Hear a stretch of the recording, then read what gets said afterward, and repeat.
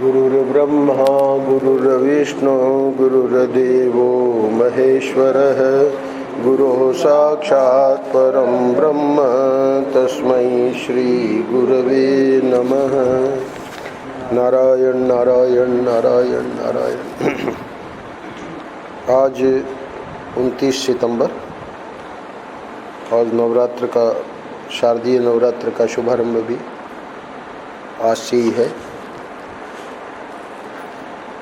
सनातन वैदिक धर्म में दो नवरात्र और एक कहते हैं गुप्त नवरात्र भी होती है।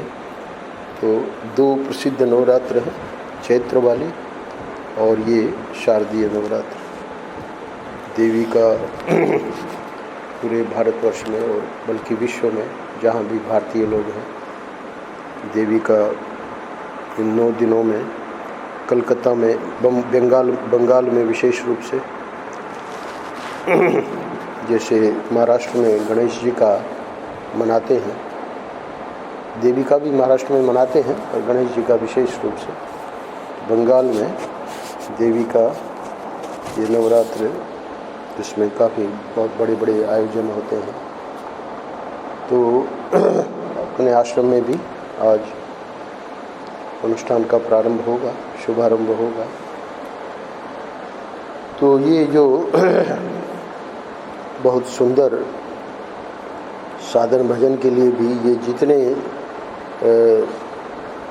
महात्माओं ने, ऋषियों ने जो काल में विभाग किए हैं, नवरात्र है, रामनवमी है, जन्माष्टमी है, एकादशी है, तो काल में इस प्रकार की कहते हैं महाराष्ट्र खिड़कियाँ कर दी हैं कि व्यक्ति उसमें साधन भजन ज़्यादा करे। तो उसका शास्त्रों में बताया है कि कई गुना फल मिलता है। सामान्य रूप से भी साधन भजन करे ही और करता भी है, पर इन विशेष अवसरों पर जो है साधन भजन को बढ़ावे, ताकि उसका और ज़्यादा उसकी अध्यात्म उन्नति हो सकती है। तो जो हमारा प्रसंग प्रतिदिन का आनंद रस रत्नाकर का ये चलता है महाराज श्री की कृपा से, ठाकुर जी की कृपा से। आज जो इस पृष्ठ में हम प्रवेश करने जा रहे हैं, श्रीमद् भगवद गीता का 6ठा अध्याय ध्यान योग, आत्म संयम योग भी उसका नाम है, ध्यान योग के नाम से प्रसिद्ध है। महाराज श्री ने एक एक श्लोक पर बड़े विस्तार से प्रवचन किए थे, बाद में उसका ग्रंथ बन गया था। तो प्राक कथन यानी ध्यान योग के ग्रंथ में महाराज श्री ने कुछ शुरू में लिखवाया, तो उसी में से आज का पृष्ठ है। उस भूमिका कहिए, प्राक कथन कहिए, फॉरवर्ड कहते हैं अंग्रेजी में, इंट्रोडक्शन। तो उस भूमिका में महाराज श्री ने जो बातें लिखवाई, उसमें ये जो बात आज हम पढ़ने जा रहे हैं, ये एक विशेष बात इसलिए है कि महाराज श्री हम लोगों का ध्यान आकर्षित कर रहे हैं कि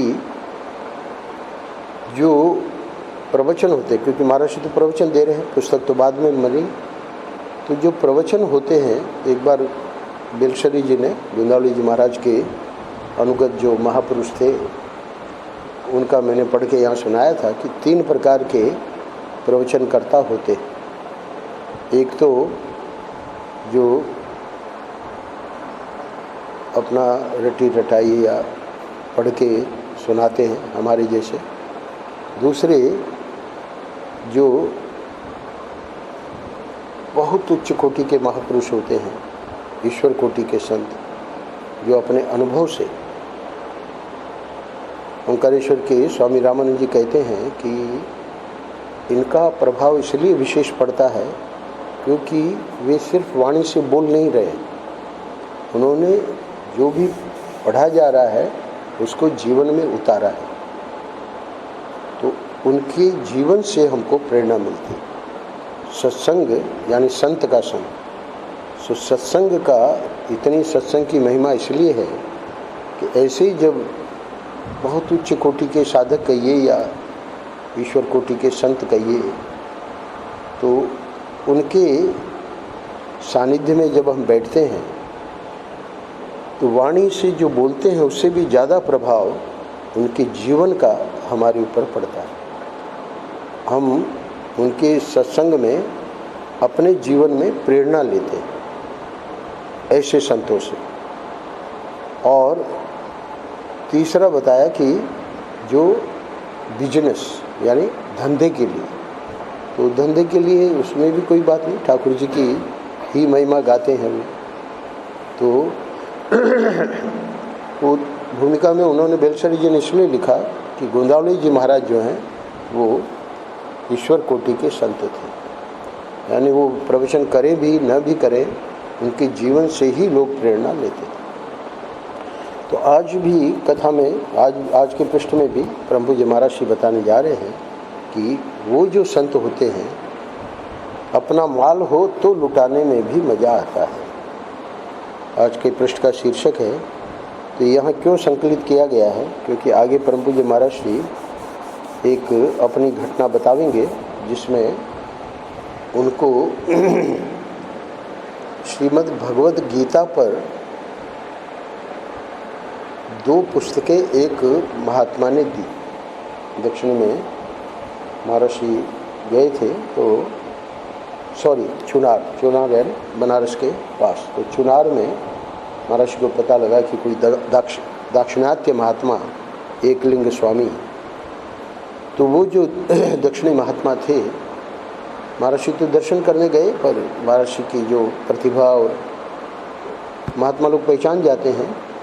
तो महाराज कहते हैं, उन्होंने पूछा होगा कि भाई तुम बंगाली पढ़ लेते हो कि नहीं, बंगला। तो बंगला महाराज ने सीख ली थी। बंगला महाराज कहते हैं हमने इसलिए सीखी कि उस समय बंगला में छपी हुई, मतलब संस्कृत को बंगला लिपि में इतना, यानी वहाँ बंगाल में इसका वो था। अब तो सभी प्रांतों में है। हमारे जो फणिराज हैं अभी आए हैं, तो हम बैठते थे इनकी क्लास में वहाँ दक्षिण में, यहाँ भी आते हैं तो हम बैठते हैं। तो उनके हाथ में वो संस्कृत में पढ़ रहे होते हैं भाष्य, पर वो लिखा हुआ है कन्नड़ में, लिपि कन्नड़ है, उनके हाथ में पुस्तक संस्कृत में नहीं है। श्लोक भले संस्कृत के हों, पर जो भाष्य है वो कन्नड़ लिपि में है, पर है वो संस्कृत। तो वो जो एकलिंग स्वामी थे, उन्होंने महर्षि को 2 पुस्तकें दी जो कि बंगला लिपि में थी पर संस्कृत की थी। तो चूँकि महर्षि ने बंगला इसीलिए सीखी थी कि उस समय बंगला भाषा की पुस्तकें बहुत सस्ती मिलती थी। महर्षि ने अपने प्रवचन में अपने वक्तव्य में कहीं बताया है कि जब हमने देखा कि इतनी सस्ती ग्रंथ बंगला लिपि में संस्कृत के, तो महर्षि ने सीख ली थी। तो 2 ग्रंथ हम पढ़ेंगे आज, वो 2 ग्रंथ उन्होंने दिए। उन 2 ग्रंथों की विशेषता क्या थी वो महर्षि बताएंगे। तो यहाँ पर तो ये बता रहे हैं क्योंकि ध्यान योग पे बोल रहे हैं, तो गीता पर महर्षि ने कहाँ से क्या क्या लिया। प्राक कथन है ना, तो प्राक कथन है यानी ध्यान योग में प्रवचन में प्रवेश करने के पूर्व महर्षि कोई अपना विज्ञापन नहीं कर रहे हैं, पर बता रहे हैं कि कितना कितना हमने गीता के संबंध में देखा है, जिस पे अब हम बोलने जा रहे हैं। तो और लोग जो हैं तो वो क्या करते हैं वो भी देख लीजिए क्या कहते हैं महर्षि। अपना माल हो तो लुटाने में भी मज़ा आता है। हम लोग यदि कोई व्यक्ति 4 बात बोलता है अथवा कागज़ पर लिखता है तो पहचान जाते हैं कि माल उधार का है कि अपना है। इस प्रथम वाक्य में महर्षि क्या बता रहे हैं कि मानो महर्षि के सामने कोई पुस्तक आ गई, अब वो कागज़ पे लिखा हुआ है, अथवा उस व्यक्ति से मिलना हुआ जो कि बड़े प्रसिद्ध हैं समाज में, और है ना, उनके हजारों शिष्य हैं, लाखों शिष्य हैं। तो कह रहे हैं कि हम लोग यदि कोई व्यक्ति 4 बात बोलता है अथवा कागज़ पर लिखता है तो पहचान जाते हैं कि माल उधार का है कि अपना है। तो वहाँ पर कोई ऐसा नहीं है कि उसका पूरा 1 घंटा प्रवचन सुने तब पता लगेगा। चावल देखते हैं माताएं कि भाई पका कि नहीं, तो एक चावल निकाल के देख लेते हैं, पता लग जाता है कि भाई पक गया है। अब उसमें सब चावल देखने पड़ेंगे आवश्यक नहीं है। तो इसलिए महर्षि कहा करते थे कि हमारे पास ये जो साधक लोग भी आते हैं, तो यहाँ तो बोलने का या लिखने की बात है, वहाँ तो महर्षि ये कहते थे कि जब वो चर्चा करते हैं आपस में या स्वाभाविक हमसे कुछ आके बोलते हैं, तो उसी से पता लग जाता है कि वो साधक हैं ही नहीं। कल रणभानंद जी कह रहे थे वहाँ पे आनंद वृंदावन में कि अगर दुखी होते हो तुम, तो अभी तुम वेदांत के विद्यार्थी ही नहीं बने, क्योंकि वेदांत तुम्हारा एक अधिकार छीन लेता है। वो क्या है? दुखी होने का। यानी हम लोग सोचते हैं कि हमारा अधिकार है दुखी होने का, तो वेदांत उस अधिकार को ही छीन लेता है। कहने का अर्थ यह है कि वो जो साधन भजन करेगा और फिर क्रम से वेदांत में प्रवेश करेगा, तो वेदांत तो ये दिखा देगा, निर्मल चित्त में ये बात बिल्कुल स्पष्ट हो जाएगी कि ये शरीर आदि जो मैं अपने को मान रहा हूँ वो तो मैं हूँ ही नहीं। इसलिए महर्षि कहा करते थे कि जब व्यक्ति थोड़ी सी चर्चा करता है तो उससे हमको पता लग जाता है कि वो कहाँ बैठ के बोल रहा है, यानी वो शरीर भाव में, देह भाव में है या सचमुच में इसको कोई प्राप्ति हुई है, यानी अपनी साधना में कुछ आगे बढ़ा है कि नहीं। तो यहाँ पर भी महर्षि प्रथम वाक्य द्वारा बता रहे हैं कि हम लोग यदि कोई व्यक्ति 4 बात बोलता है अथवा कागज पर लिखता है तो पहचान जाते हैं कि माल उधार का है कि अपना है। तो बहुत बड़ी बड़ी बातें सुना देंगे। तो अब क्या है, जैसे हम शाम को वहाँ उपनिषद की करते थे, अभी तो भगवान शंकराचार्य जी ने जब से आज्ञा की है कि सुबह का प्रवचन करना है तो शाम का बंद कर दिया है। तो आश्रम में लोग रुके रहते हैं, तो कोई कोई आ जाता है भूला भटका अंदर कि भाई क्या चल रहा है देखें। तो एक सज्जन आए, करीब 1-2 वर्ष पहले की बात है, बैठे, हमारा जो चल रहा था उसको सुना। अब वो जिसको मानते थे तो उसको लेकर उन्होंने अपना शुरू कर दिया। तो अब वो सब रटी रटाई बातें थी। यहाँ जो हम महर्षि की सुना रहे थे तो उसका उन पे कोई असर नहीं हुआ। वो तो अपना जो धारणा थी, अपना जो, तो उसमें क्या है कि पता लग जाता है कि व्यक्ति है ना कहाँ बैठा है, यानी दुराग्रह है। तो दुराग्रह हो या अपनी धारणा में, अपनी भ्रांति में व्यक्ति बेचारा, तो इसीलिए तो सत्संग किया जाता है कि भाई भ्रांति मिटे। पर यहाँ सत्संग में समस्या क्या है कि व्यक्ति, एक राजा गए थे महात्मा के पास, तो बोले कि हमको ज्ञान दीजिए। अब राजाओं का थोड़ा सा महात्मा लोग आदर कर ही देते हैं, तो बोले कल आ जाइए। पहुंच गया राजा, पहले ही शिष्य को बता रखा था क्या करना है। तो बोले राजा पहले थोड़ा चाय वाय ले लेते हैं। ठीक है, लाया शिष्य चाय, कप और प्लेट। अब कप भर गया, चाय उसमें डाल रहा है जग में से, अब वो डालते जा रहा है, अब वो प्लेट में भी आ गई। तो राजा ने कहा भाई कर क्या रहे हो, रोको, कप भर गया है। आजकल ऐसे प्लेट में दी नहीं जाती है चाय, कप में भी थोड़ा खाली कप, तो रोको, तुम कर क्या रहे हो, सब बाहर छलक जाएगा। रोक दिया, गुरु ने इशारा किया, शिष्य ने रोक दिया, हो गया सत्संग। राजा को कहा, बोले सत्संग अभी शुरू कहाँ है, आपने तो कहा चाय पी के करेंगे। बोले कि तुमने कहा कि ये छलक जाएगा बाहर, तो जब तुम पहले से ही अपने दिमाग में बातें भरे हुए हो तो हम जो भी डालेंगे वो अंदर जाएगी कहाँ, वो तो छलक जाएगी। कहने का अर्थ है कि सत्संग में उसने, महात्मा ने उस दृष्टांत के द्वारा ये समझाया, उस घटना के द्वारा, प्रयोग के द्वारा, कि जब तक हम सत्संग में अपने दुराग्रह को, अपने धारणा को, यानी जो बातें सुनाई जा रही हैं वो बातें हमारी बुद्धि को लग भी रही है कि ये ठीक है, पर फिर भी हम अपनी धारणा या दुराग्रह छोड़ने को तैयार नहीं हैं। तो इसलिए परम पूज्य महाराज जी कह रहे हैं कि वो 2 या 4 बात करेगा या लिखेगा तो हम उसको पढ़ेंगे तो उससे पता लग जाएगा कि उसका तो अभी अपने जो भी वो मान रहा है, अभी कोई ब्रह्मा कुमारी या इन लोगों से मिले तो ऐसा थोड़ी है कि वो आपकी सुनेंगे, वो तो अपनी सुनाने के लिए आएंगे। तो वैदिक सनातन धर्म में यही विशेषता है कि वादे वादे जायते तत्वबोध है, विवादे विवादे जायते तत्वलोप है। जब हम अपने को खाली रखेंगे और फिर अपना प्रश्न करेंगे जहाँ शंका होगी तो महात्मा जी समाधान कर देंगे। तो उसको कहते हैं वाद। और विवाद क्या, कि हमको अपना जो मान्यता है वो नहीं छोड़नी है। और महात्मा जी के पास गए भी तो गए तो, और महात्मा जी तो सुना रहे हैं जो सनातन वैदिक धर्म में जिस प्रकार से हम आगे बढ़ेंगे उस प्रकार से वो हमारा अधिकार देख के और आगे की बात बता रहे हैं। पर अब हमने ये धारणा बना ली है कि हम जो सोच रहे हैं वही सही है।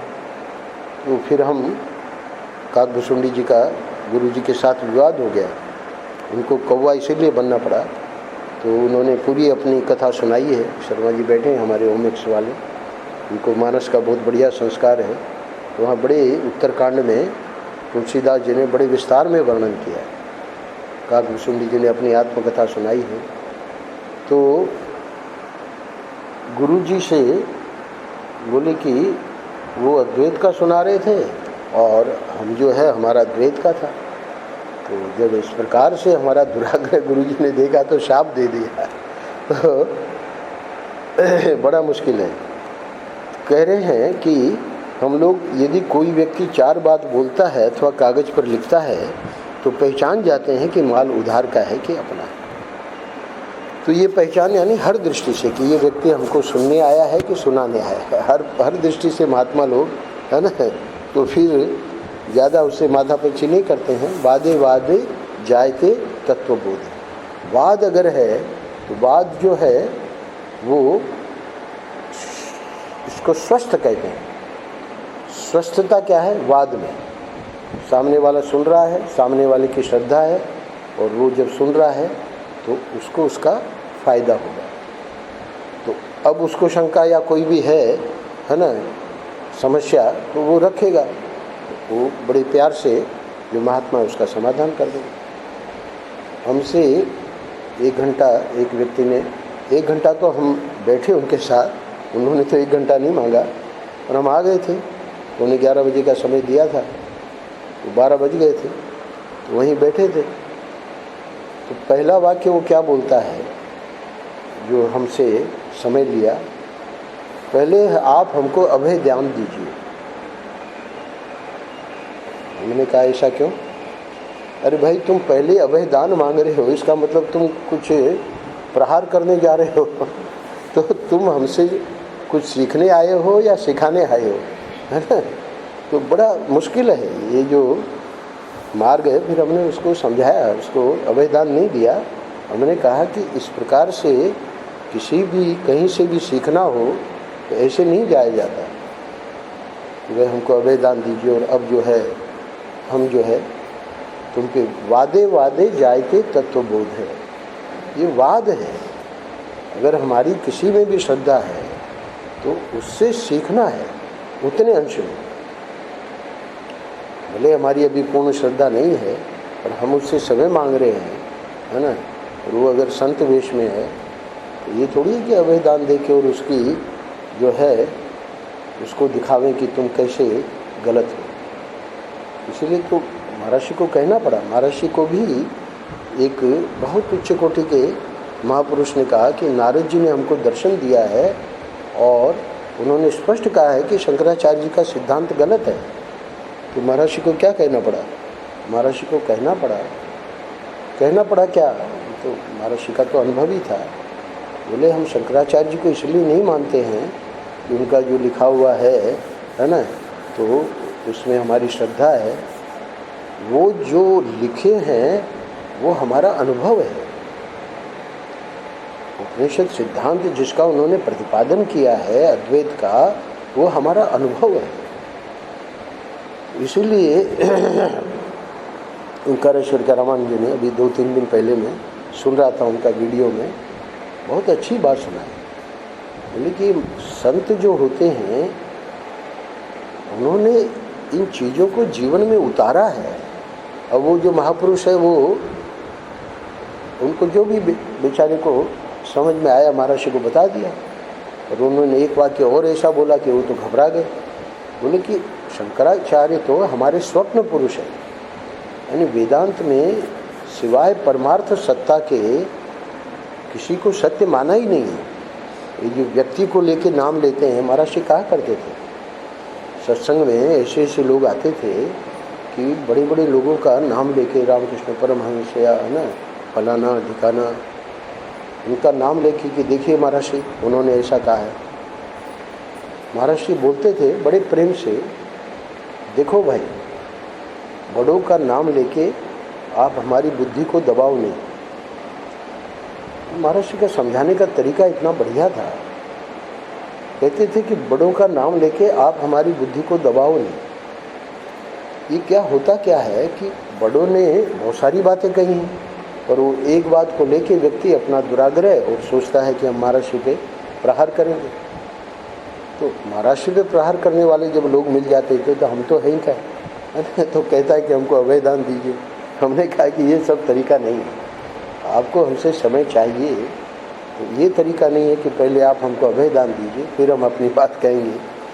तो ये महर्षि बता रहे हैं कि ये सब मतलब दुराग्रह है या रटा रटाया है ना, अथवा उस संप्रदाय में जो जिस प्रकार की साधना बताई गई है वो कर रहा है ना।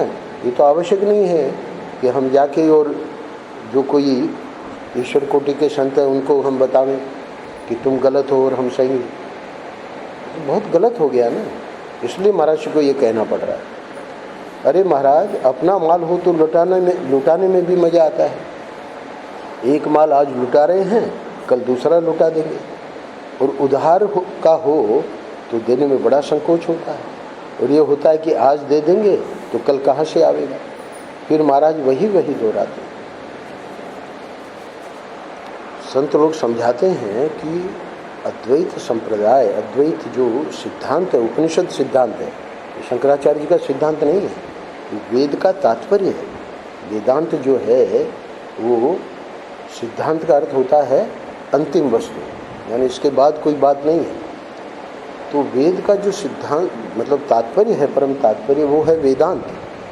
उसी को भगवान शंकराचार्य जी ने मतलब जैसे अन्य आचार्य हैं वैष्णव आचार्य, वैसे अद्वैत संप्रदाय के यानी उपनिषद सिद्धांत को समझाने वाले शंकराचार्य जी हैं।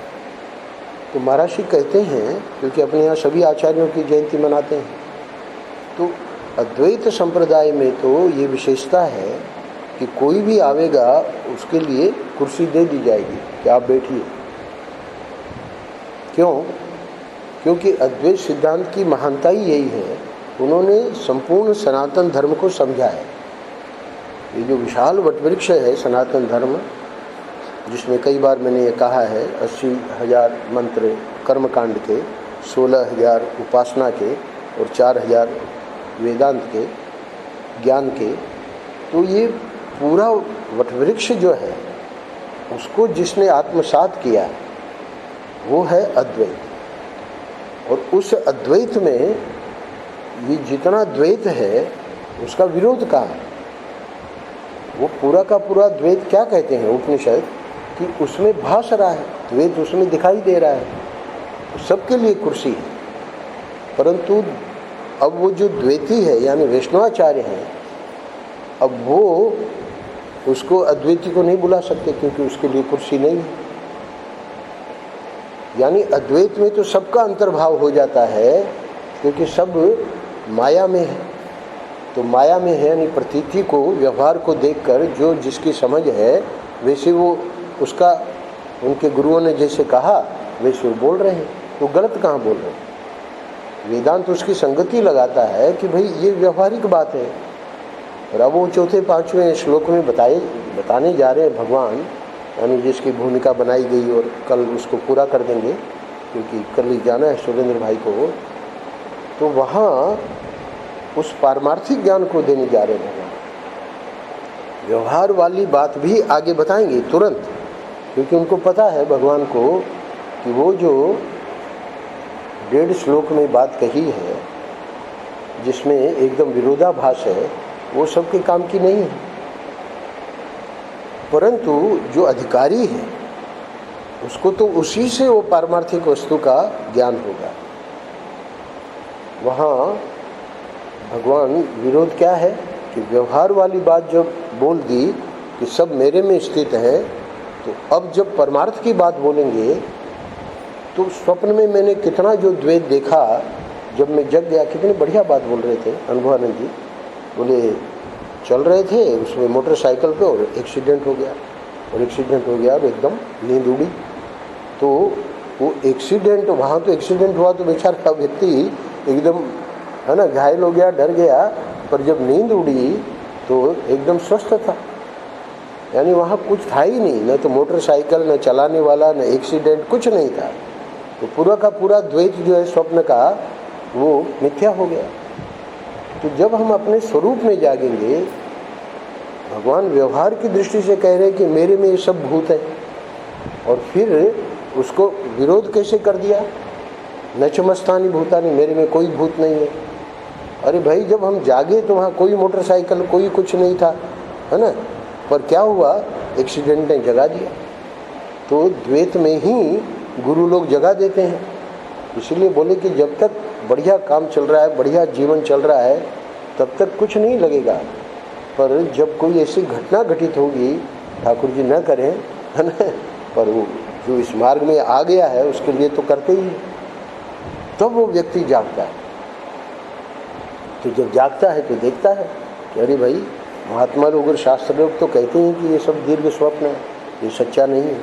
तो वही महाराज यहाँ संकेत कर रहे हैं कि व्यक्ति जब बोलता है उसी से हम समझ जाते हैं कि वो वेदांत का अधिकारी अभी नहीं है। वो तो इसी को 100% सत्य माने बैठा है ना। तो फिर उसको क्या कहेंगे, वेदांत की बात थोड़ी बोलेंगे। तो यहाँ अगले पैराग्राफ में महाराज श्री बता रहे हैं कि अरे महाराज, अपना माल हो तो लुटाने में भी मज़ा आता है। एक माल आज लुटा रहे हैं, कल दूसरा लुटा देंगे। आप देख रहे हैं अनुभवानंद जी को, है ना, यहाँ 1 घंटा बोल गए, फिर वहाँ जाके 1 घंटा बोले। तो ऐसा थोड़ी है कि भाई रटा रटाया, तो रटा रटाया वो क्या बोलेगा बेचारा, है ना, क्योंकि अब हमारे पास वो वापस हो कि वही बातें दोहराई जाएगी। बता रहे हैं आगे।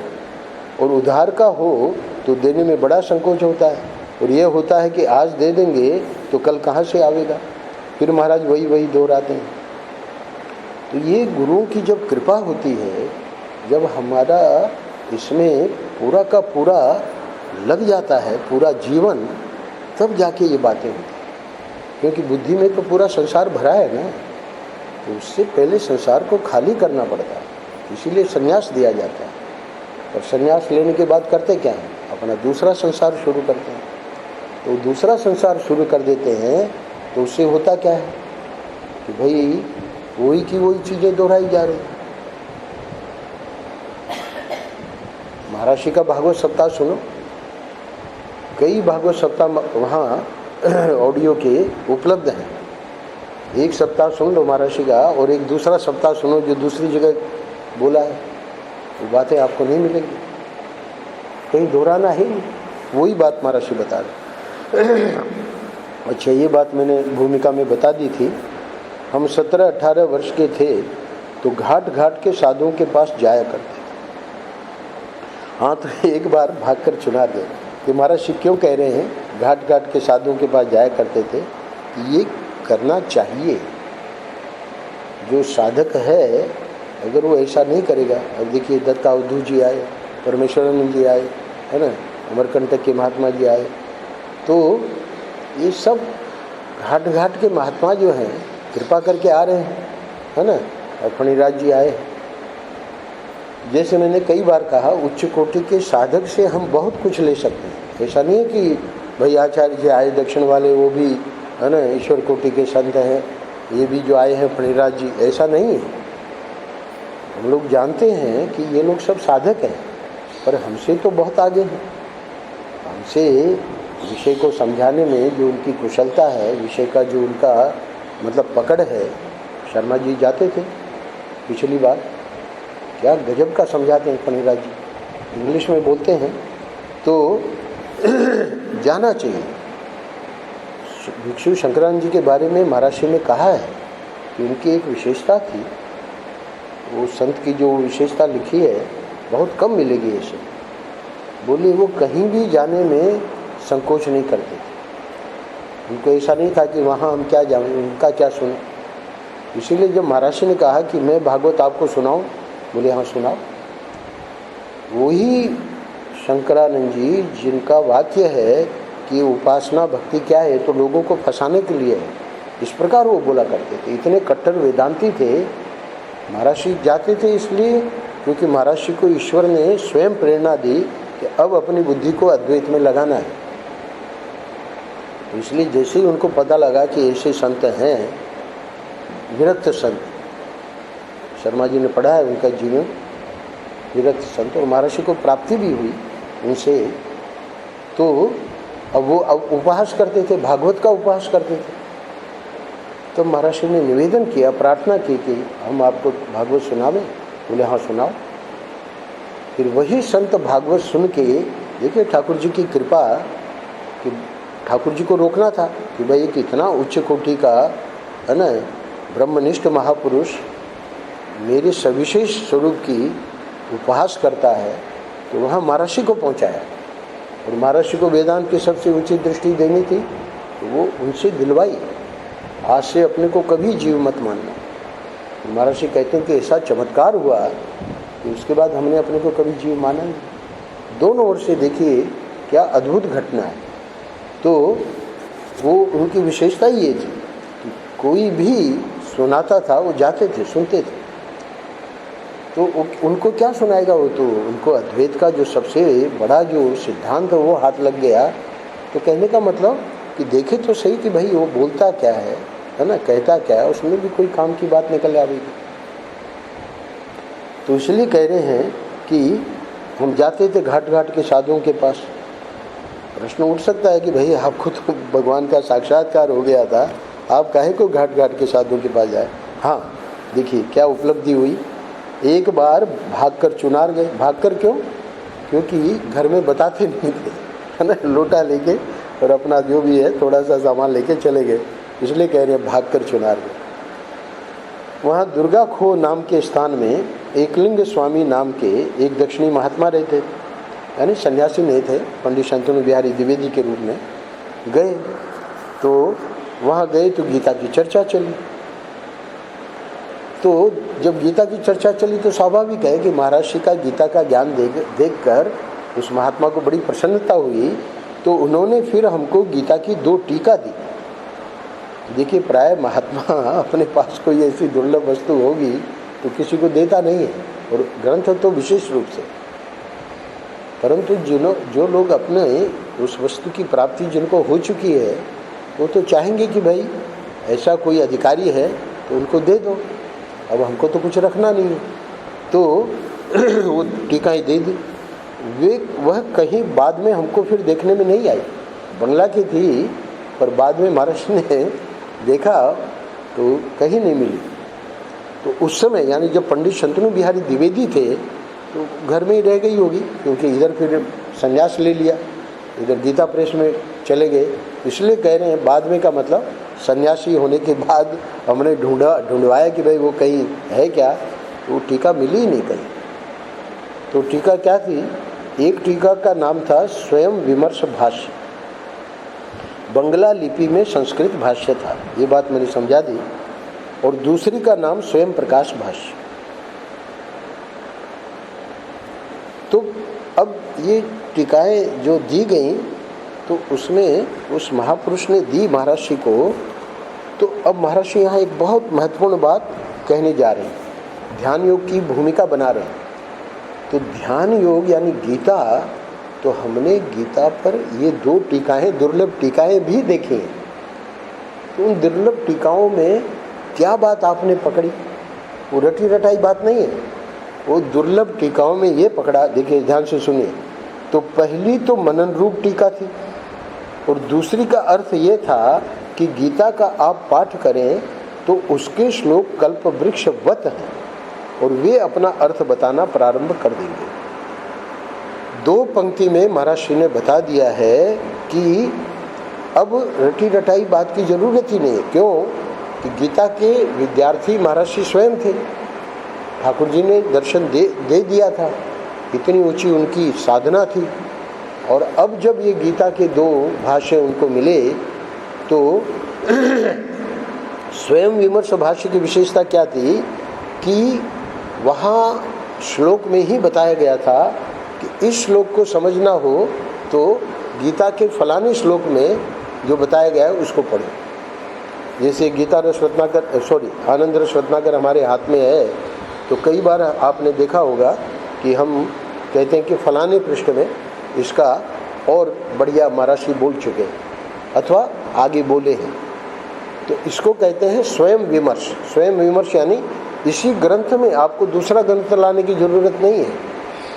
तो वो जो स्वयं विमर्श टीका थी वो मनन वाली टीका थी। मनन वाली टीका थी मतलब गीता के 700 श्लोकों में ही भगवान ने पूरा सनातन धर्म का दे दिया है। तो उस टीका की विशेषता क्या थी कि वहाँ बताया जा रहा है कि ये 4था श्लोक तुमको समझना है तो दूसरे अध्याय का 16वां श्लोक देखो, वहाँ उसको स्पष्ट कर दिया। तो अब उसको 5वें श्लोक में दोहराने की जरूरत नहीं है। स्वयं विमर्श। और दूसरी टीका जो थी स्वयं प्रकाश, वो और भी अद्भुत थी। स्वयं प्रकाश का अर्थ है कि उस टीका में क्या समझाया गया कि गीता का आप पाठ करें तो उसके श्लोक कल्प वृक्षवत हैं और वे अपना अर्थ बताना प्रारंभ कर देंगे। यानी स्वयं विमर्श टीका समझो नहीं भी है तो गीता की अपनी विशेषता है, भगवद्वाणी है ना। तो भगवद्वाणी में वो भाष्य में समझाया गया कि हर एक श्लोक के नीचे कि इसी श्लोक को तुम है ना अंदर उसमें और अपनी बुद्धि लगाओ और बुद्धि लगाओ और बुद्धि लगाओ। तो स्वयं प्रकाश है, उस श्लोक में ही सारा रहस्य भरा हुआ है। बहुत अद्भुत है वो दोनों टीकाएं। महाराज जी कह रहे बाद में हमने ढूंढवाई वो मिली नहीं।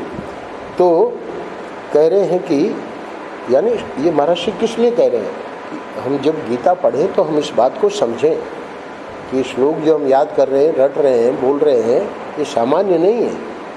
तो मैंने बताया ना स्वामी चिन्मयानंद जी ने गीता दी, जिन्होंने ऑपरेशन किया बाईपास का, और उन्होंने लिखा अंग्रेजी में कि तुमने हमारे को जीवन दिया, यानी जीवन दान दिया एक प्रकार बाईपास करके, और उनको अपनी गीता दी उस डॉक्टर को अमेरिका में। बोले ये तुमको जीवन दान देगी, ये जो मैं दे रहा हूँ ग्रंथ ये तुमको जीवन दान दे। This will give you give me the life, this will give you the life. उसका अभी वाक्य मुझे ध्यान में नहीं आ रहा है। तो हाँ, you saved my life, this will save your life. तुमने मेरे जीवन की सुरक्षा करी, ये जो है ये तुम्हारे जीवन की सुरक्षा करेगी। ये महाराज जी यहाँ ये बताना चाह रहे हैं कि गीता को यानी इतना आदर करना चाहिए, ग्रंथ का भी है ना। ऐसे ही हमने पटक दी पढ़ी है गीता, ऐसा नहीं, ग्रंथों का कितना आदर होना चाहिए। मैं कई दिनों से देख रहा हूँ है ना। पहले हम लोग उसका कवर बनाते थे, आप लोग भी बनाए होंगे है ना। स्कूलों में जब भी पुस्तक है, चलो कोई बात नहीं, ऊपर का फट गया उसको निकाल दिया और कवर बना लिया। और नहीं तो अखबार का ही कवर है, समझो कोई बढ़िया कागज़ नहीं मिला, बढ़िया कागज़ बहुत हैं कैलेंडर के बढ़िया बढ़िया, तो बहुत आदर करना पड़ता है इन ग्रंथों का। बाद में फिर मैंने शांकर भाष्य, मधुसूदनी, शंकरानंदी, तिलक भाष्य और ज्ञानेश्वरी पढ़ी। तो महाराज जी इसको पूरा कर रहे हैं। तो यानी ये दो तो हमने जब गृहस्थ आश्रम में थे तभी पढ़ ली, और सन्यासी होने के बाद तो हम लोग बैठते थे, या फिर बाद में का मतलब जब गीता प्रेस में गए तो वहाँ भी 6 साल रहे, तो वहाँ भी बड़े बड़े महापुरुष, तो किसी के हाथ में मधुसूदनी है, किसी में शंकरानंदी है, किसी के पास में तिलक भाष्य है, किसी में शंकरा भाष्य है, एक ही श्लोक पर क्या क्या किसने कहा है ना, ये सब महर्षि ने किया। उसके बाद तो फिर श्री रामानुज, श्री माधव आदि पढ़ी, तो ये सब जो हमारे महापुरुष हैं, अब ध्यान से सुनना, महर्षि को इस पृष्ठ में बताना क्या है, बहुत बढ़िया बोलते हैं, यानी किसी का खंडन नहीं है। क्यों? देखिए, अपने अपने दृष्टिकोण से सबका ठीक है। अरे भाई, वो व्यावहारिक सत्ता में क्या है, हमको कैसे रहना है, क्या करना है ना, उसकी व्याख्या कर रहे हैं। उनको पारमार्थिक जो उपनिषद बता रहा है उससे कोई मतलब ही नहीं है, वो उपनिषद ने बता दिया है, उसकी शंकराचार्य जी व्याख्या कर रहे हैं, वो उनका विषय नहीं है। इसलिए महर्षि समझा रहे हैं कि अपने अपने दृष्टिकोण से सबका ठीक है। और वो अभेदान क्यों चाह रहा था कि भाई ये वेदांत का यहाँ मिथ्या वगैरह बोलते हैं, ये सब गलत बोलते हैं, इसलिए अभेदान देवें तब हम इनको बतावें, है ना। तो अब उसके बेचारे के संप्रदाय में हमारे लिए कुर्सी नहीं है, इसलिए उसकी व्यवस्था है। पर महर्षि समझा रहे हैं, अगर ये पृष्ठ कोई भी पढ़े तो उसको समझ में आ जाएगा कि भाई महर्षि तो किसी का खंडन करते ही नहीं है, उनके उनके मत से, उनके उनके दर्शन से वे बिल्कुल ठीक है, कहीं कोई काटने लायक नहीं। हम उसकी उपपत्ति यानी युक्ति, उस युक्ति को जानते हैं। क्या युक्ति है, आगे देखिए। ईश्वर को सगुण मानो और शंकर भाष्य पढ़ो तो समझ में नहीं आवेगा। भाई, शंकर भाष्य किसके लिए लिखा गया है? अद्वैत के आचार्य है ना, तो जो अद्वैत का अधिकारी है उसके लिए लिखा गया है। अथवा ये चौथे 5वां श्लोक, अथवा गीता के दूसरे अध्याय का 16वां श्लोक, ये किसके लिए बोला गया है ना, जो अद्वैत का अधिकारी है। तो इसलिए कह रहे हैं कि ईश्वर को सगुण मानो और शंकर भाष्य पढ़ो, तो शंकर भाष्य कहाँ समझ में आएगा? वो तो अद्वैत की बात करते हैं, नाम रूप को मिथ्या बताते हैं, यानी नाम रूप को मिथ्या बताते हैं, यानी व्यावहारिक सत्ता में सत्य है। इसलिए भगवान शंकराचार्य जी ने जो भजन लिखे, भजन नहीं, जो संस्कृत में स्तुतियाँ लिखी हैं देवी देवताओं की, आज वैष्णवाचार्य भी उन्हीं को गाते हैं। तो व्यावहारिक सत्ता में कहाँ उन्होंने माना कि ये सब मिथ्या है?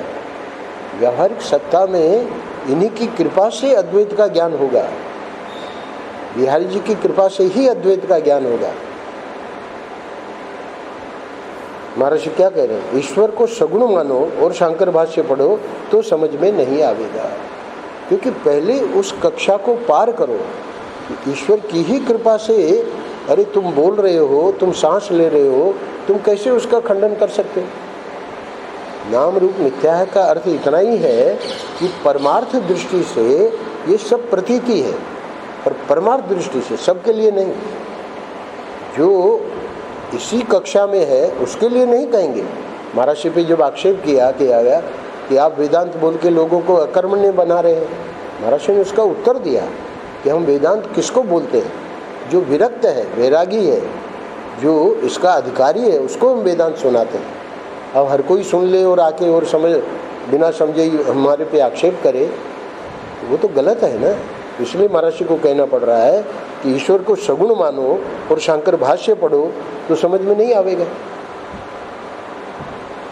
और ईश्वर को निर्गुण मानो और फिर रामानुज भाष्य पढ़ो तो निर्गुण मानो मतलब जिसने ठीक ठीक निर्गुण मानने की अभी अधिकारी नहीं है ना, और निर्गुण उसको मानने लगा है और फिर रामानुजा भाष्य पढ़ता है तो गड़बड़ा जाएगा, क्योंकि वहाँ नाम रूप सत्य है। निर्गुण जिसने ठीक ठीक समझ लिया है उसके लिए नहीं कह रहे हैं। जैसे महर्षि ने समझ लिया तो पूरा क्रम से समझाना है, तो वो निर्गुण मानेंगे और रामानुज भाष्य पढ़ेंगे तब भी वो समझ लेंगे।